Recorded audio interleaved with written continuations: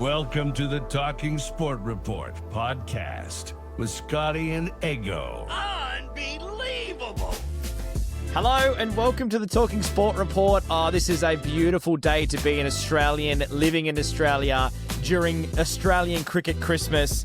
The Aussies are officially up 3-0. This is our podcast. We're going to review the entire match that happened just in Adelaide. It did last the full 5 days, but I can't do it alone. I have to bring on my sidekick, my co-host, the man who's always been here since day one. Can you believe it, Scotty? It's been like 36 weeks running, no sick days. We are on fire. Scootus, how are you, legend? No sickies, no tap on the shoulder from upper management. We are doing something right. Something right. And you said it. What a day. Quite shocked to actually sit down for 5 days of cricket. I'm not very popular in this household. Not going to lie. Yeah, you haven't been doing much work around the house, I'm going to guess. Especially when cricket's on 5 days in a row. Well, it's been 3 pretty epic test matches from an Australian point of view, but the weirdest part is Australia couldn't have done any more to gift this Ashes to England. When you go back to Test 1, you've got no Hazlewood, no Cummins. You got Lyon, who basically rocks up and bowls 3 or 4 overs. You have the issues with Usman Khawaja turning 95 during the test and having back spasms. Then you go to Brisbane. Usman is still hurt. You got no Cummins. They drop Lyon. Then you go to the 3rd test, and Steve Smith's ruled out on the morning of. Hazlewood is ruled out for the entire series by that point, and it just felt like constant issues. Even during this game, Nathan Lyon blows a pork rope as like the most important time of the match for him to be bowling his spinners on day 5, and we just lose our pork rope of our best off spinner of all time, second best spinner of all time, and have to try and bowl them out with the quicks. Scotty, it's just been crazy how much we've gifted this Ashes to them. And they still couldn't do anything with it. No. God, don't we love a pork rope on this show? Tell you what. Love a pork rope. As you said before, I hope no Australian going into Christmas, we're a couple of days away from Christmas Day when we do this podcast, I hope no one is serving pork as a spread, because we have had so many pork ropes. Think about the Broncos season this year. Yep. Think about any time, Hazlewood, didn't he stretch a pork rope before he did his Achilles? It's just the pork rope. His lamb stick? Can we call the Achilles the lamb stick? I naturally went to something else that's referred to as a stick at times. Oh, good. Yes. Yeah, We're good to see always we've highbrow. started in the gutter. We can only climb out of it. Yeah, big show to get through. We're going to go through all the points of the test. We've got basically a lot of interesting questions off the back of this, not only on the field, but off the field as well. And we love to kick it off each and every week with the game yes, no, waiting. Scotty, I'll throw you the statements. These are statements that we believe potentially could be true. You tell me yes, no, and maybe just wait on. That could be true or it could be false. Here we go. First one, Aussies. Oh, God, we had a very tight butthole for that whole 5th day of that Adelaide Test for that win. Yes. Oh, Jesus. 100%. I'm actually trying to think at which point things became a little bit more relaxed. I don't know if it was when they took their final wicket. I'm pretty sure at one point Cummins, when Cummins caught Smith, I thought, yep, that's it. Done. Yeah. Easy. But then the run still kept ticking over. And at that point, we'd lost Lyon. So they threw the ball to Marnus. They gave Travie a bowl. Marnus went for 7 off 1. God, for a spinner, he bowls so flat. There's not much height in it.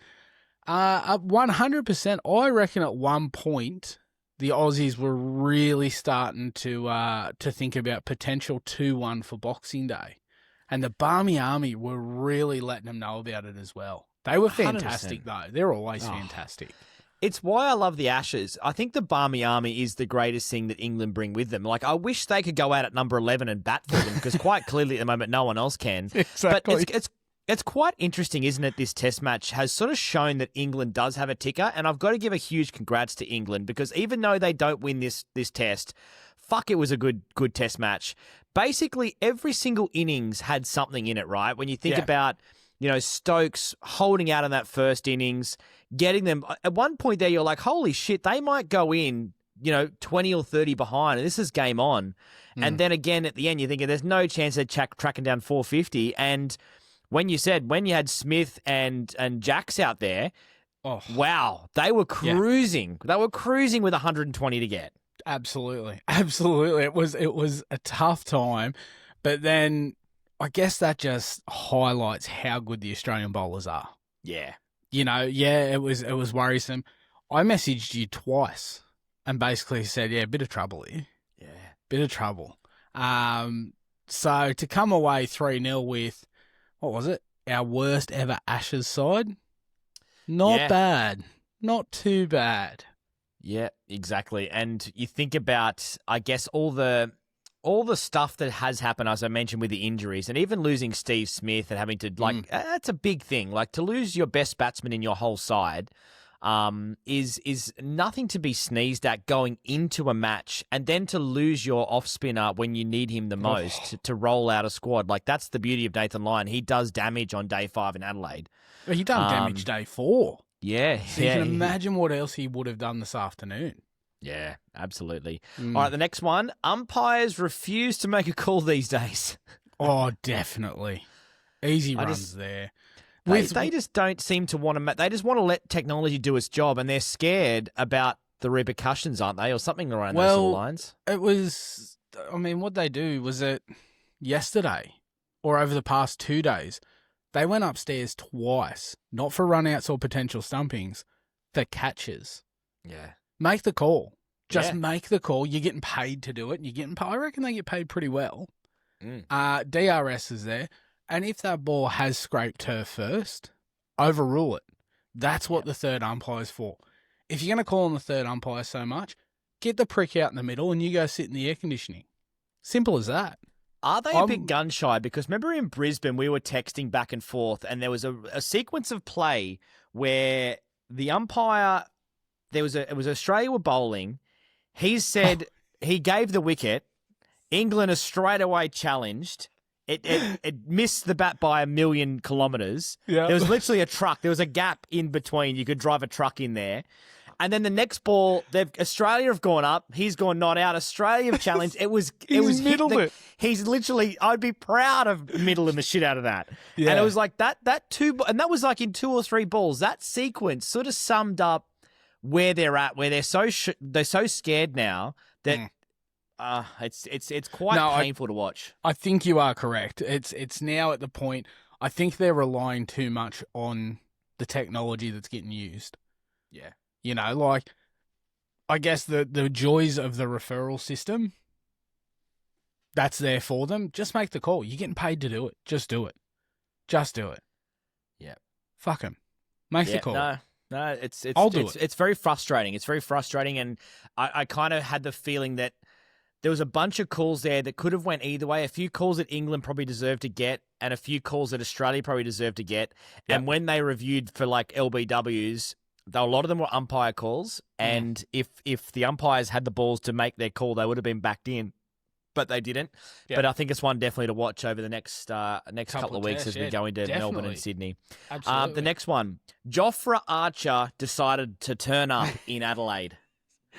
Didn't he what? Wow. Didn't that knock, that 50, so he's kicked in with a fiver. Yep. He's then decided he wants to come out and score 51 off 105. Good strike rate for a number 10.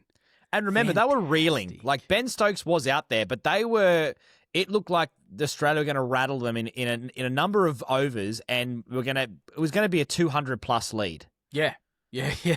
And what was it? He came out, they were 168 on the board. And I was with you. I thought, this is great. They'll be lucky to get 200. Yep. We're going to go in with a massive lead. Yep. Jesus Christ, didn't it wag? They put on what? 100? 106-ish, give or take? Here you go. When Brendan Cast got out, yep, they were 8 for 168. Then Ben Stokes was the next to fall. He fell 9 for 274. You know, I believe it was their best partnership of the whole tour. I think only the second time they've had 100 partnership in this whole series, and that's basically the number 10 and the captain just trying to fight. But I mean, like the tail wagging, like didn't it ever? Like that was it did incredible. That's something you'd expect to see from Stark or Cummins, which we have seen. We've seen it this series with Stark. Honestly, I reckon this is probably the momentum that Archer needs. I think he'll have a good Boxing Day test. Yeah, you kind of feel it's set up for that, isn't it? Where he came out in Perth, bowled an incredible first session. And didn't then he what? And it was fast, it was fiery, and then sort of went away. And it was kind of weird again in this test where he came out and got 5 for. He batted in really, really hot conditions. And I think that really ruined both him and Ben Stokes because both of them didn't really bowl at the start of that Australian innings. Yeah, and it was a kind of weird scenario where you thought, geez, they should be bowling. And then Ben Stokes came out on day 4 and destroyed Australia with his bowling after he had that chance to have a bit of a break.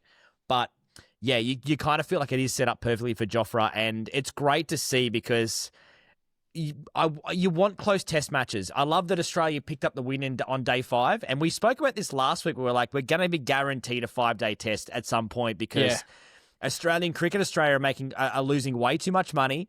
And I know we spoke about the potential corruption, but all of a sudden Steve Smith gets ruled out on the morning of. Yep. And it was a flat wicket. It was definitely a flat wicket. You had to bowl well because when we saw the bowlers, especially England, bowl short, bowl wide, Australia just dined on that stuff in that first innings. Absolutely. And again, when you've got a Joffra Archer coming out and getting 50, you know the wicket is flat. It's not doing too much. It's just on how you bowl. All right, the next one. You would bet your house on a 5-0 series win now. Waiting. I'm not... There's no runs there. Might have been a cheeky single. But I would have been risking a run run out for out. sure. Yeah, No, I would have got done for sure. I think this now all comes down to who Australia decides to rest. So having a bit of having a bit of a read before the show, and I mentioned to you.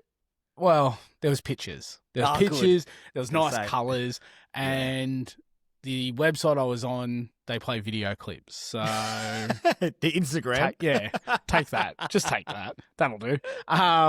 Cummins said that he'll probably miss Melbourne. They reckon Lyon's now cooked for the series. Oh, man, he could be done for a while. Like, do we know what the extent of the injury is? I mean, it has to be. It's the pork rope. I know, but is it a full snap off the bone kind of thing? Like, you're stringing that thing back up and putting it back in the butcher shop to sort of ferment for a few months? The positive is he was there at the end of the day on crutches, nonetheless. But he was there, so be interesting to see. Not going to back a 4 or 5-0 series only because.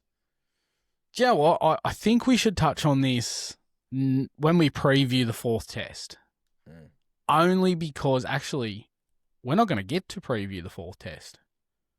It starts in 5 days. It does too. Which we're going to kind of do a bit of it now. Okay. But, let's do it. All right. So, 4th test. No, I think this all comes down to who gets rested, and I wouldn't be surprised if we do see the rain that we're anticipating, because we have called that weeks ago.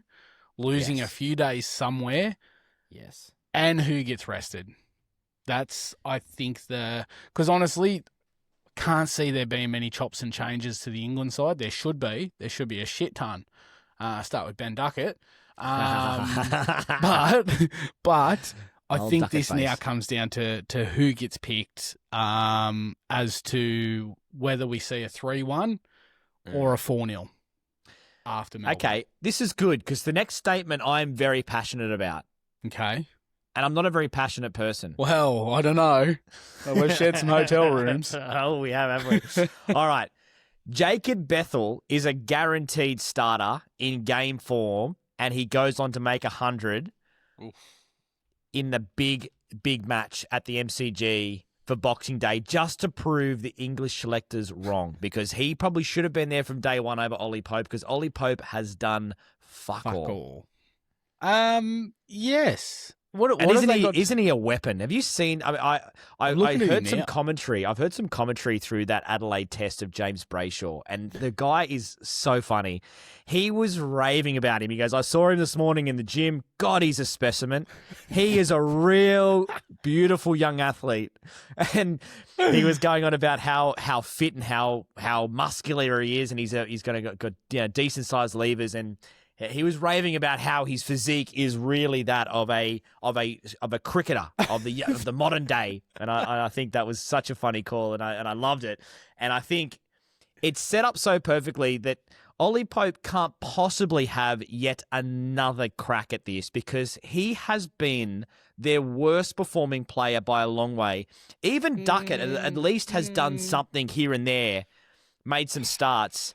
Mate, Ollie Pope, what has he done? Mate, Ducker spent more time padding up than he has in the middle, for starters. Yep. I think you're right. I do think you're right. Besides, they've already lost it. What else do they have to lose? The Ashes is gone. Exactly. You can't keep rewarding these piss-poor performers with a spot in the team. And honestly, I'd start with Duckett. Get rid of Duckett. And go from there. But yeah, I'm with you. I think if Bethell gets a look, he's scoring runs. He's definitely going to score some runs, especially if Cummins sits out. Well, the way I look at it is this is a real chance for them to save face as well, England. They could go, you know what? Fall on your sword. We made the wrong call. We really thought Ollie Pope was the man. Coming out at 3 is a big deal. Next minute, Jacob Bethell goes out and scores 100, even more than 100. Say he gets 150, something like that, something crazy. You could literally go back and go, we made the wrong call. We should have probably had Jacob in there the whole time. And not that it gets you away from it, but if you can win the test in Melbourne, you could sort of say, look, if we'd had our time again, we would have made some changes earlier. My question is, why aren't they utilising Joe Root at 3? He scored, his highest score was 250 odd, and he scored that at number 3. That's true. They're trying to keep him away from Pat Cummins, maybe. Well, 13 times I think he's got him out now. Well, the way Pope and Duckett bat, he's coming out to a new ball anyway. Well, it's the same as Steve Smith. Steve Smith likes to bat at 4 as well. I think you protect. You put it this way: if you're Joe Root, do you really think that Crawley and Duckett are solid enough that you won't be out there in the first fucking over? Let's go back to Perth. Both times, Ollie Pope was facing the over 1. Both times, in both innings. And it hasn't been much better since then. So I don't blame... in fact, I wouldn't be surprised if Root's writing a card right now to Stokes to ask to go in at 5. Yeah, go or 6. Because he'll essentially go in on over 6 or 7, which is probably a little bit better. So I can't fault that. All right. Just to answer, I do agree. If Bethell gets the nod, Bethell's scoring runs. Yeah. He will score runs. And then, you know yourself, you score runs, it's very, very hard to drop someone. Although, we've seen Aussie bowlers take wickets and still miss the Adelaide Test. So, yeah. But I'm with you, 100%. If he gets picked, he's scoring runs. Okay. Definitely. Next one around, Marnus is back, unfortunately, to his old form from last year when he was basically a bunny. But he would retain his spot in the Boxing Day Test purely for his catching and his banter alone. That guy could catch smallpox. Mate, isn't it incredible? Like, you would say 2 catch of the years in the one match? Do you know what? There was one. So I thought back to... when we played cricket together, you as a wicket keeper, there was that one that he took, and he took it in front of Carey. Carey had it. He had it. Everything in slow motion. It was 100% hitting Carey's gloves. Yep. No question. He doesn't drop those. No. The fact that he had the balls and the confidence to take it from Carey in front of him blew my mind. I texted you straight away. Yeah. I could not believe it. Absolutely cracking catch. But he will definitely, his banter, God, I don't even think I've seen banter like that in the field. Well, I've actually got some of it here just to sort of share. Yeah. Because it's too good not to. So this is while England are batting. Obviously, Nathan Lyon, Gary. is bowling, and Marnus is. I mean, it reminds me of back in the day us playing cricket. God, you talk some shit out there, don't you? That's the beauty of males being and females, to be fair, being on a cricket field.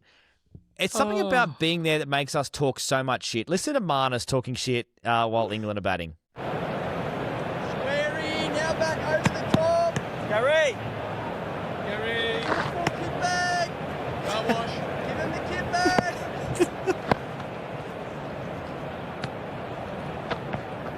Oh, Nathan, that's good. Give him the shampoo and conditioner. Feel nice, guys. Come on, mate. Work here. Give him the works burger here. Bit of beetroot now, a bit of onion, slide it on here. Nathan, that's a really nice set. Indeed it was. Well called, Marnus Labuschagne. Unbelievable. Like, isn't that just next level kind of banter from a guy like Marnus? That is you got to have him Boxing Day purely for that alone. Just for that. I swear at one point, one of those, Nathans, I swear it was a climax. 100% could have passed for him finishing.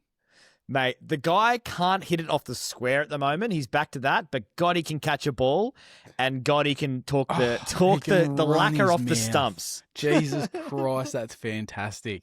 So random. And you know what?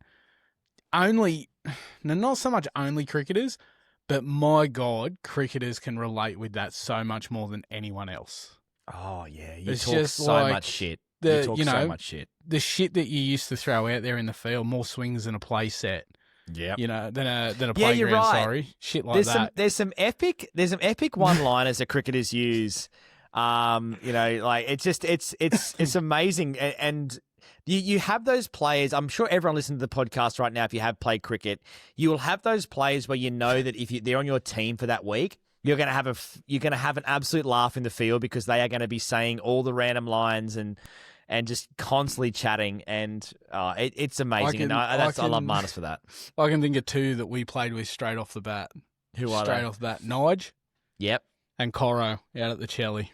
Yeah, definitely. Yeah, in Maitland comp. They were two good ones. All right, the next one is Ben Stokes is now just as much liked / loved by Australians off the back of what he did in that test. What a gutsy performance.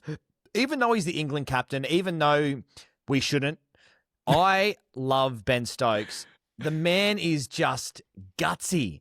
You know, I listening to the commentators, they went upstairs for a potential caught behind. It wasn't out, but the commentators said it. He needs more support. And I thought about it. This whole series, he's had as much support as a single parent Christmas morning. He's absolutely stuff all. He's out there. He's carried him with the ball. He's really one of the only batsmen that's out there scoring runs besides Root's 100. Yeah. He's captaining the side. He's basically going to be the second one behind McCullum, whose head probably gets called for. But he's the only prick out there that's showing heart and really getting stuck in. And as an Aussie, that's what you want to see from your cricketers. So, hats off. The poor bastard's up against it. He's getting no support from a shit side. Basically, he knows he's against it because they're always going to be effectively two for stuff all when Duckett gets out and Crawley. Yep. I'm with you. He's shown so much resilience, the poor bastard. There's only so much a human can do, and really, he's pushing the limits because someone else has to get stuck in and have a crack now. Could be the new thing for summer. Everyone get Ben Stokes tattoos. You know, where are we getting them? We getting them on our butt? Like, where would you get a Ben Stokes tattoo? And what would you do? Would you do it like a mini Ben Stokes / Ronald McDonald? How would you do it? Probably get like a caricature. You know, like a caricature. Yeah. Like, you know, the ones where you see like the ones of King Charles where he's got like the big teeth and the big nose. Get something that's comedic, but then deep down you yourself know that it does mean something. Yeah, or you copy his sleeve and you get his sleeve tattooed the same design, so you've got the same sleeve as Ben Stokes. I mean, That's just the ultimate form of flattery. it is, isn't it? It is. I'm Won us over hoping big time. you tune in, you dial in next Sunday, and you've got said sleeve. Well, that sounds way too hard. Yeah. That sounds like a lot of pain. I have not got a single tattoo on my body, yet I'm going to go out and get a Ben Stokes sleeve. The whole sleeve. I'll be tuning in literally in tears. The next one, Bo Webster deserves a shot over Cam Green in Melbourne for Boxing Day. Oh. Get big bucket hands back in this squad. The stats that I was seeing through the week has got better stats in almost every form you could possibly imagine, from catches to runs to 50s to 4s to Probably 6s. Shag's better too. Yeah, better bowling figures, the whole lot. Like, he is just a very unlucky all-rounder. And Cam Green is I heard Kerry O'Keefe talking about every delivery he bowls for Australia is basically costing him $300,000 because of how much money he makes over in India. But look, he bowled a really nice ball to get a very crucial wicket in the first innings. But apart from that, he's done pretty much fuck all. Yes. And I just don't know how much longer you can hold on to a guy like that when you've got a guy like Bo Webster sitting there who probably at least deserves a shot. Yeah. So I saw a few articles after day one, basically questioning whether he is our most overrated cricketer. As in Cam or Bo? Yeah, no, Cam Green. Yeah. I wouldn't say overrated. Paul Barcer's in a poor run of form with the bat. Yeah. Fantastic in the field. Absolutely fantastic. But so is Webster. That's true. That's true. Equal. Absolutely dominated the IPL auction. Has picked up a shit ton. Maybe, I don't know, is it like, I've secured that deal now, everything's pretty cool, I can coast through? Well, he's the kind of guy you would definitely always have in your ODI and your T20. Yeah, definitely. But whether the test match form, because don't forget, the other good part about Bo Webster is he bowls offies as well. So when something like Nathan Lyon happens, you've got Webster to go on rather than having to call in Marnus to bowl essentially low piking leg spin. Jesus Christ. I'm with you, but I feel Cam Green, do you remember years, and I mean years ago, when Roy was given a crack, and it was the same thing. Fantastic fielder, presence in the field was phenomenal, could bowl medium and off spin, but he wasn't scoring runs. But then he came out in an Ashes Test and just absolutely dominated. I think he brought up his 100 hitting Graham Swan for a 6 back down the ground. And was that with Haydos? Was that when they batted together with Haydos? Yeah.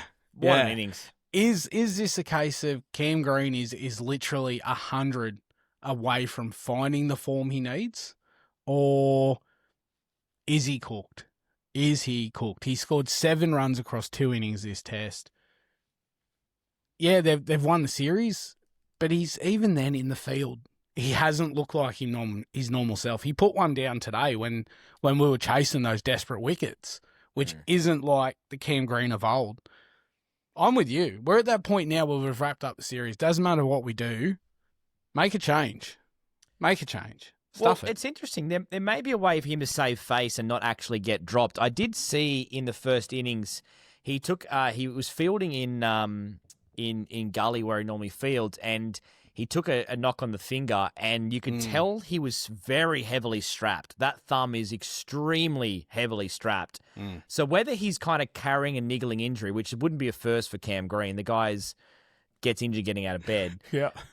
Maybe that might be the way to save face, where he may have succumbed to this thumb injury and then Bo Webster gets a crack based on the fact that he should probably rest up because he's now played a couple of games in a row, and that's more than he's probably done for the last 2 or 3 years for Australia. So he's probably due for a bit of a break.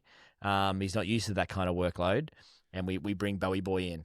Do you keep Inglis? It's getting harder to, isn't it? Especially when you think Steve Smith has to come back in. Yeah. And there's no way in hell you're dropping Usman Khawaja after the performance he put in Adelaide. He was, and it's so upsetting he didn't get that 100. And I know I was sort of saying maybe it's time for him to retire a couple of weeks ago, but What is he, 95, 96? He's I think he turned 97 on day 5 of the Adelaide Test. And so he'll be 101 by Boxing Day. yes. In dog years. All right, final one. Anything but Snicko for games 4 and 5. Oh, it's done us a favour. It's done us a favour. It's a piece of shit, though, isn't it? It is a piece of shit.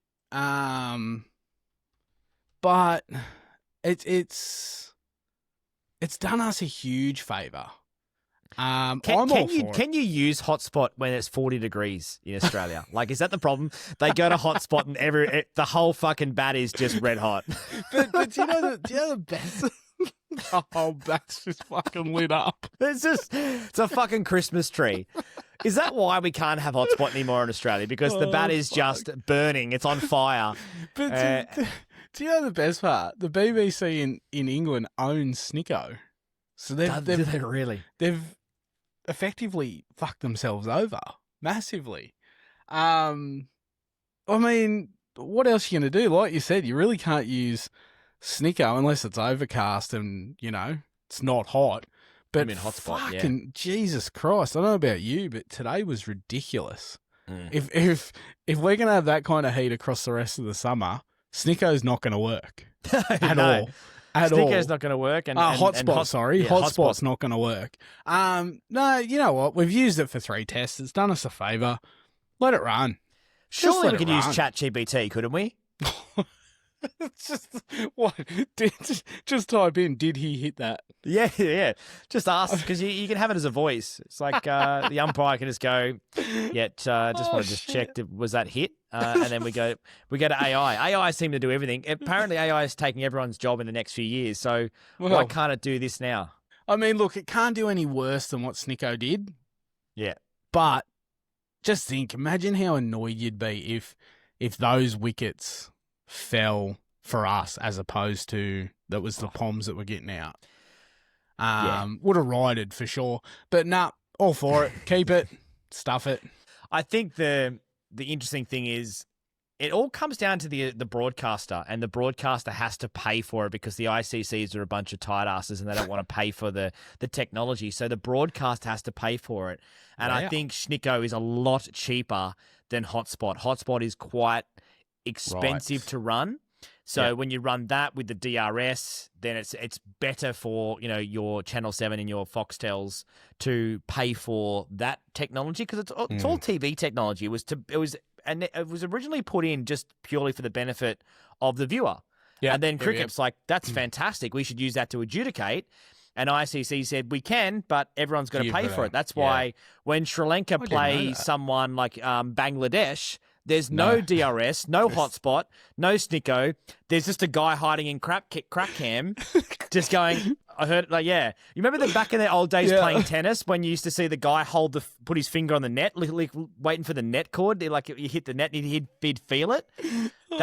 That's what happens in those sort of matches. So it is a bit of a weird one. Now there are some big talking points coming out of this game that we should cover before we move on. And this is kind of where we can start to focus towards Boxing Day. We won't have a Boxing Day preview podcast. We'll be coming on Sunday night next week, which technically will be day 3, the end of day 3. So we'll have a kind of a bit of an in-between sort of match, unless, of course, we hold back. And if there's going to be a result, we may even drop an episode on Monday instead of Sunday and just do a review of the Boxing Day test. But the big one coming out of today is, Nathan Lyon, done a pork rope. Done. It's all over. He's not coming back this series. Even if it's just a light strain, it's like 4 to 6 weeks. There's no way he's coming back for 2 quick tests. Yep. So who replaces Big Gary in the lineup? Who is your spinner? Are we? Is it almost SOS time? We pick up the bat phone and we call Stuart McGill.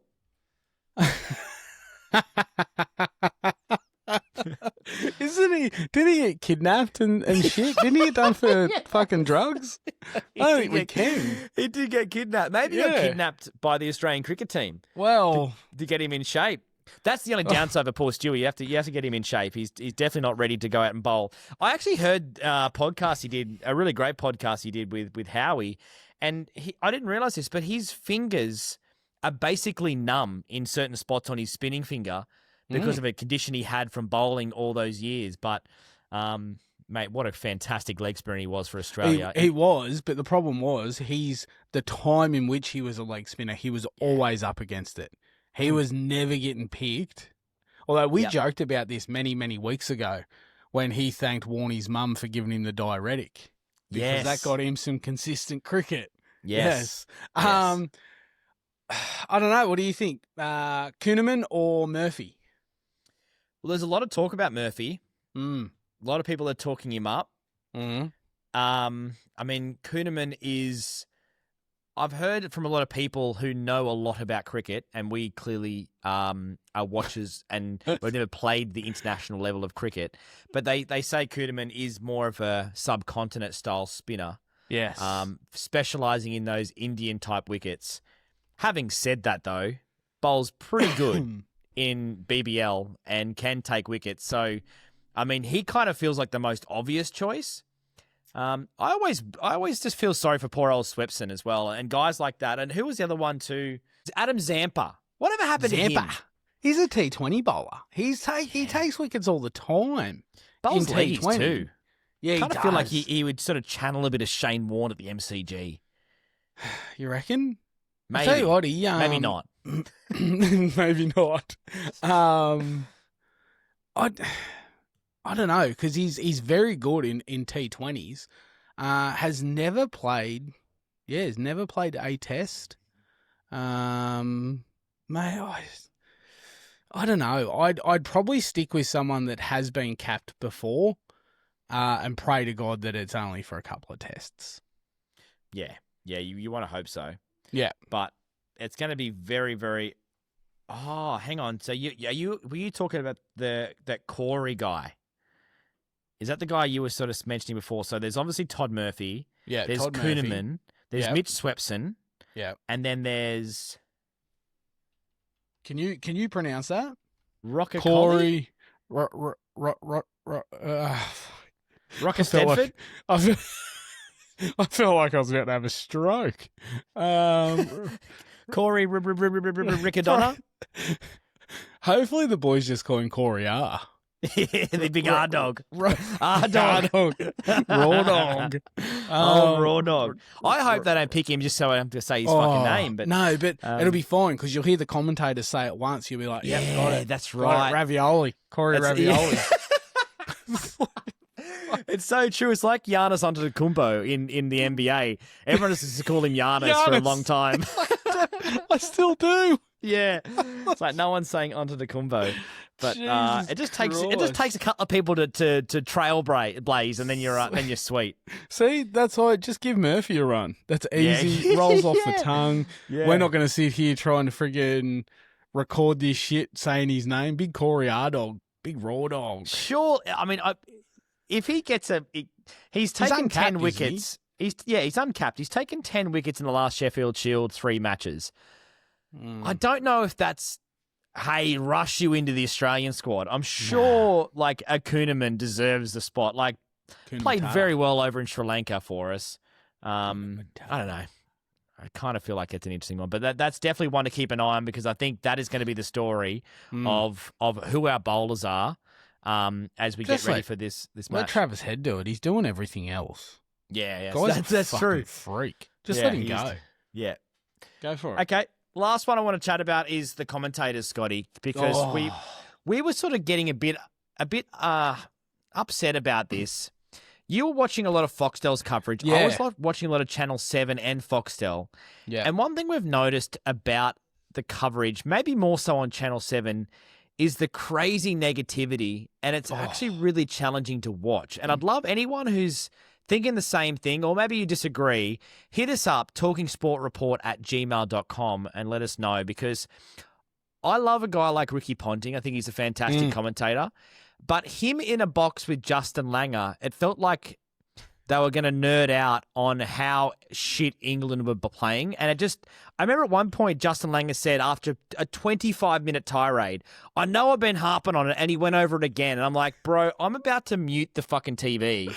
I'm done. I just want to watch the cricket. It's the two drunk uncles at Christmas that back into a corner to try and give you life advice. Yes. And now, I know I know that I am 100% against Ben Duckett, and I will put as much shit on that guy as I can. Yeah. But listening to Ricky Ponting give Joffra Archer shit every fucking test match, like, he's getting paid good money to do that. Just don't take it so personal. Just commentate on the fucking game. Yeah, it's a shame have a because dig. Ponting was great during T20 when he had a bit more fun. I don't know. I just feel like sometimes it's the matchup sometimes. It's like putting Justin Langer and Ponting in the box together is just not a good combination. You need that Kerry O'Keefe in there with one of the serious guys so you actually get it. Yeah, good skull. Seriously. No, I guess the problem here is we grew up with the Richie Beno and the Greg and, Bull. Hey, Bull. Hey, Bull. We had it really good for many years, especially that was during the time when Australia couldn't lose a fucking test match. That's right. They could play one hand, one bounce or 6 and out, and they still couldn't lose a fucking test match. Yeah. We had some fantastic commentators growing up. Now, I'm more than happy to put Fox Sports on and listen to Skull and Isha and Heels because it feels like it's less of a personal attack and more about the actual game, which is fucking what I'm there for. Couldn't agree more. I think it's times like this you realise, and this is the classic old guy thing. Back in my day, shit, they were fantastic. They were really good. We really have become 90 ourselves. We're there next to Usman Khawaja. Yeah, we are. But I just today and the last 5 days hearing the commentating in Adelaide and the intense negativity gave me those goosebumps of like remembering back in the day. And, let me play you this. This is a bit of classic Richie Beno. And I think about this and go, this is what we miss. And he's done it. He started off with the most beautiful delivery. Gatting has absolutely no idea what has happened to it. He still doesn't know. He asked Kenny Palmer on the way out. Kenny Palmer just gave him a raised eyebrow and a little nod, and that's all it needed. Well, that has turned about 2.5 feet. Gatting can't believe his eyes. What a start for Shane Warne.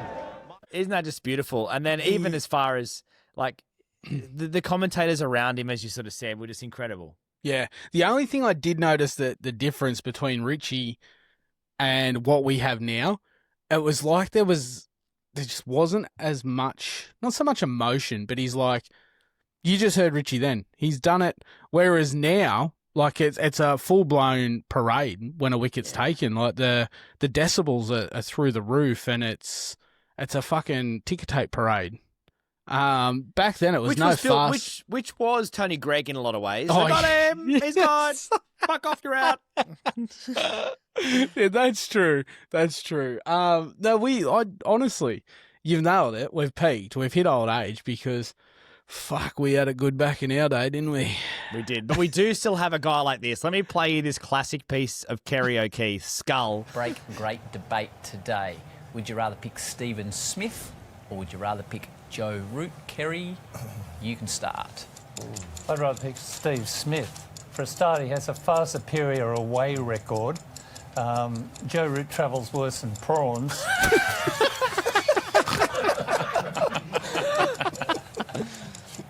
Joe Root gets 8 hours sleep a night during a test match. Steve Smith never sleeps. That's why he's chosen to live in New York. The city that never sleeps. And Steve Smith debuted as a replacement for Shane Warne, and he hasn't taken up smoking or life membership of Tinder. So I guess the way to do it is just always watch Foxtel, watch KO and get a bit of Skull. Shit, that was good.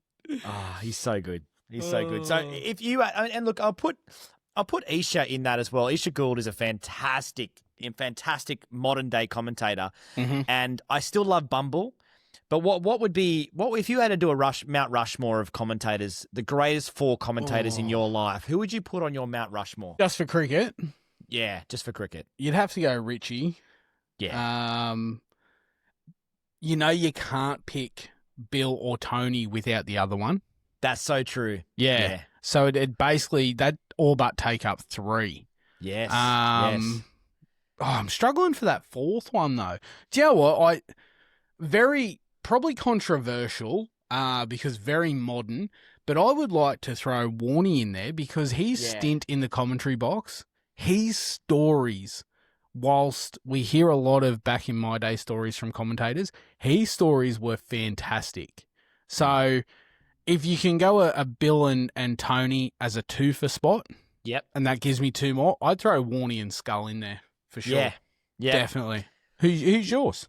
I think you've nailed it. I don't think there's anyone else that I would rather put in there. The only ones I'd say are up for discussion would be Isha and Bumble, because I think, Isha is very cheeky and very fun and very lighthearted in her approach, but does know the game really well and commentates on moments, knows when to be quiet, knows when to let the game breathe, knows when to jump in and add more. And I think it's a really, really important trait. As you pointed out in the game, one of the biggest issues with the commentators is a lot of talk for the sake of talk. Yeah. And in a game of cricket, sometimes you just want to watch a bit of cricket. You don't need to have just the constant chat. It's TV. It's not radio. Yeah. Yeah. And so I think that's where someone like Isha does do a really, really good job of that. Yeah. But yeah, I think I think you nailed it. Tony, Bill, Richie, Warney, Skull. They're the greatest. Skull is just becoming such a legend. He's fantastic. He is getting very close, and I don't think anyone will ever get past the great Richie Benaud. Not in our lifetime, but he is a very, very close second now to Richie in terms of the best cricket commentator personalities that we'll ever have. Yeah. So before we move into the tip-off, or we go over our tips for the week, I want to ask you the final question. Boxing Day test. Mm-hmm. Who wins and why?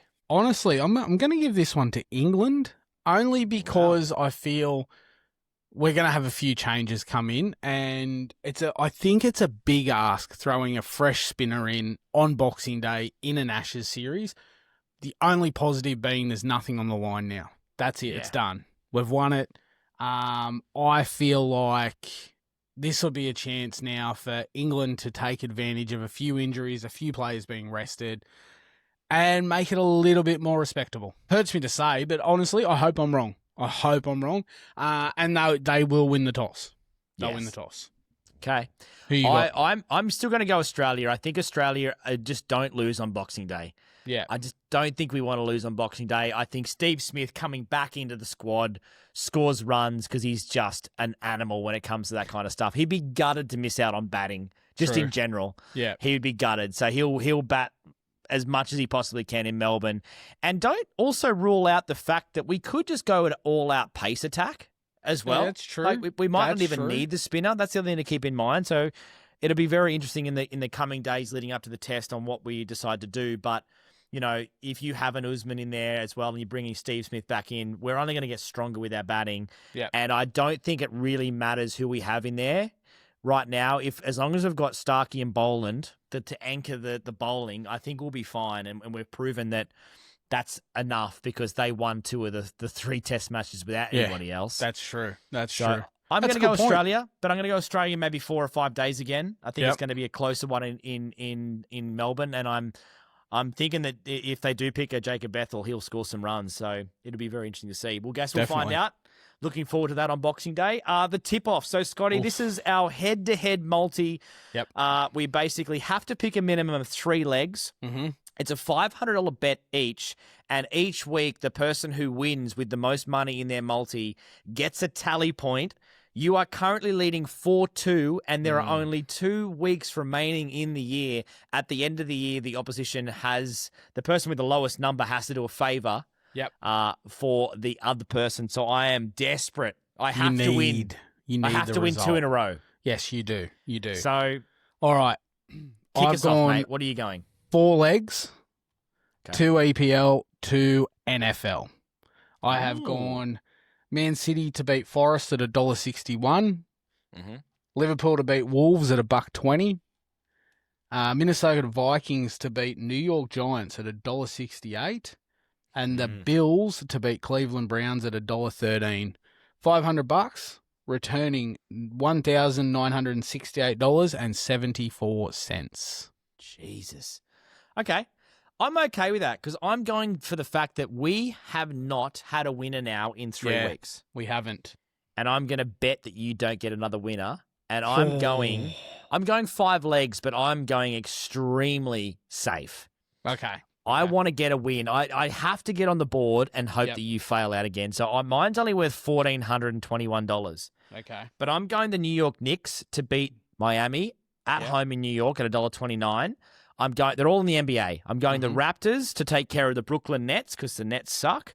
Yep. I'm going to take the Timberwolves to take care of Milwaukee at home. Yep. And I'm going to take the San Antonio Spurs in Washington to discard of the Wizards. Sorry, one more. I'm going the Houston Rockets to beat the Sacramento Kings. Righto. So they're my tips. $1,400. I have to win this week, otherwise your favour/sexual favour. I guess if I lose this week, next week instead of doing the tip off, we may just have to talk about what the favour is. I'm still. Do you know what? I'm not even thinking about what it's going to be because knowing my luck, I'll decide on something and I'll heavily be invested in it, and this is what it's going to be, and then you'll pull 2 back, and that'll be it. That'll be it. All right. Well, best of luck. It's time for Comment Club. Normally, I ignore all the comments. I get a lot of them. I've got to get paid for this crap. To make it into the comment club, you have to do a couple of things. You either write us an email, talkingsportreport@gmail.com, or sneakily slide into our DMs at Talking Sport Report. We're on TikTok, Instagram, and YouTube. Write to us, tell us if we're doing a good job, bad job, or any question you may have, and that will get you into this section of the show where we talk about messages that we receive. Scotty, I'm going to kick us off with a very, very fun one from what we consider to be one of our show goats. So every week we do name a show goat, and that's a listener who we think has given us the best response of the week, and they basically get the honours of being the show goat. Now, this week, I think he's on your shit list. He is on my shit list. Yeah. He's a ducket face. He's a ducket face. There you go. So he's one of our favourite listeners of the show, Mr. Jimmy. He writes in, "Good evening and Merry Christmas, Eggo, and hello, Scott Hughes. I've finished work for the year and I've had a couple." We always get the Jimmy messages when he's had a few beers when he starts to write in. Quick question for Scotty: did he ever get to drive the hearse when he was working at the funeral home? I've always looked at the drivers behind the wheel of those bad boys and noted the calmness. Anyway, that's all. Have a fantastic Christmas and say hello to the throat goat for me if I don't see her before you guys. Love your work. Kiss, hug. The throat goat being my your mum. mum. Yes. To answer Jimmy's question, yes, I did. I did drive the hearse and also drove the van after picking up deceased people. So such a random question, but yes, I did. Happy to talk about it. One thing anyone who is a podcast listener, the array of workplaces that you've had over your time, Scotty, from when we knew each other, you've gone from everything from stacking shelves at Woolies to driving around dead people. Yep. You've been in real estate. Yep. Operating theatres. You've been a mail order bride. You've been a stripper. You've been a prostitute. Is there anything you haven't done? I've never had to crochet anything. I think that's about it. Still That's time. about it. Yeah. Well, don't rule that out. I can just see you getting a nice little house down the coast and doing the little teapot cozy knits. Or the little round things that you sit your teapots on. Yeah. Nice one. Have you got one? I do actually, and this comes from your brother-in-law, Joey. Joey. Who is a sensational human being. Absolute ripper of a bloke. He sends in, "Hey fellas, just wanted to give you a heads up that the World Dart Championship is on at the moment and there's plenty of weird and wonderful content for the potty. On top of the usual shenanigans at the darts, including crazy walk-ons, crowds going wild, players dressed up in Christmas get-ups, like my shirt, here are a few highlights from the first round." And this is just the first round. Jesus. The infamous, I'm hoping I'm saying this right, Ali Pally Wasp has turned up in full force this year, causing distraction and chaos in multiple matches. The Wasp has gotten so much attention that one of the young debutantes brought up bug spray on the stage and gave himself a pre-match spray. Cameron Menzies sent himself to hospital after losing a match. I did see this. He completely lost his shit on camera and started uppercutting the drinks table, causing a massive gash on his hand. First time a match has ended in a bloody mess. Oh, did you also see what he did before he punched the table? No. He put his hand on the firework. Oh, I did see that, yes. So he suffocated a firework coming out of one of those, like what you see at a wedding, like when the bride and groom are dancing and then the... Yeah. And he put his hand on it and then dropped it all the way down to the point of when it basically went out. And then he punched the shit out of the table. Wow. Corked. I'd be drug testing him. Yeah, he's a psychopath. Japanese debutante nicknamed The Creature because his facial expressions resemble a creature has become a cult hero after his dancing and antics on stage. Check out the video of his walk-on. Fun fact, apparently he got into darts because someone told him it would make him popular with the ladies. Couple more points. History was made with the first Kenyan player to ever win a match at the World Championship. His win is arguably biggest upset in the history of the tournament. Wow. There's been a doping scandal with one of the players wiped out of round 2 following a failed drug test. Don't ask me what drug he's been taking to improve his darts form. The wacky stuff that happens in darts is unrivaled in the world of sport. Looking forward to the next few days of action. Get amongst it. Cheers, Joey. We might need Joey to actually email us back next week and give us a bit of a rundown of what has been going on, because I also was texting Joey through the week and he may have been taking the piss out of me, but I think it was the truth, because the guy, you're talking about the Wasp story. Yeah.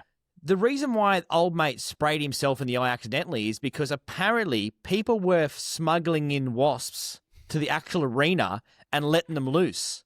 Like, that's if that is actually legit and he wasn't taking the piss out of me, that is actually like nuts well, here, crazy. If that's, apparently Kenyan vet wanted going to the darts and getting bitten by a fucking wasp. Yeah, Kenyan vet wanted to keep wasp in his pocket during shock darts win. Wow. Crazy. Kept it as a good luck charm.